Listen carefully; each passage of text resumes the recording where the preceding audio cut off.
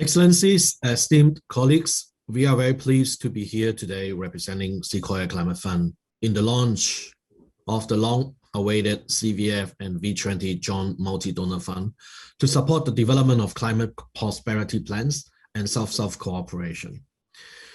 We commend the government of Bangladesh on the Mujib Climate Prosperity Plan, charting the path from climate vulnerability to shared resilience and shared prosperity. We are proud of our support for the climate prosperity agenda that CVF brought to the UN General Assembly last year. We are most pleased to see the way the Italian presidency of the G20 echoes the agenda of CVF and V20 through the main pillars they are advancing, namely people, planet, and prosperity. We will continue to do what we can to help enable both ambition and coherence in global climate action, knowing how your initiatives have heralded bold approaches to more robust climate collaboration and clean energy diplomacies across such a diverse set of countries.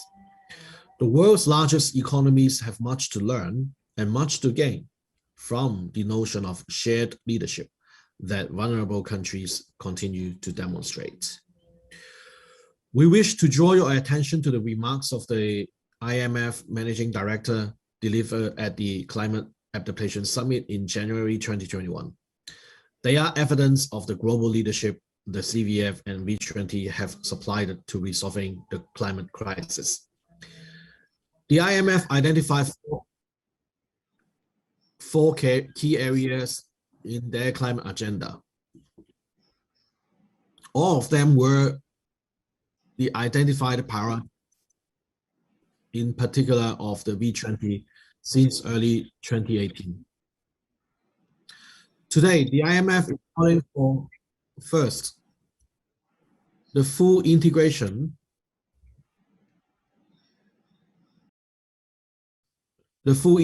of climate change in their annual country economic assessment, in particular, assessing growing adaptation needs and undertaking mitigation analysis through the fund's Article 4 consultations, which is what the V20 have been requesting since 2018.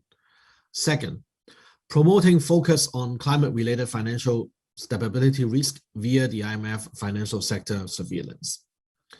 Third, scaling up the IMF capacity development agenda for central banks and finance ministries.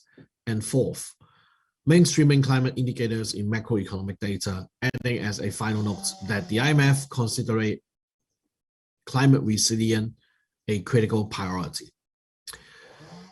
We are more than eager to extend our support to your pioneer work, especially as you bring forward the V20 climate prosperity recovery agenda.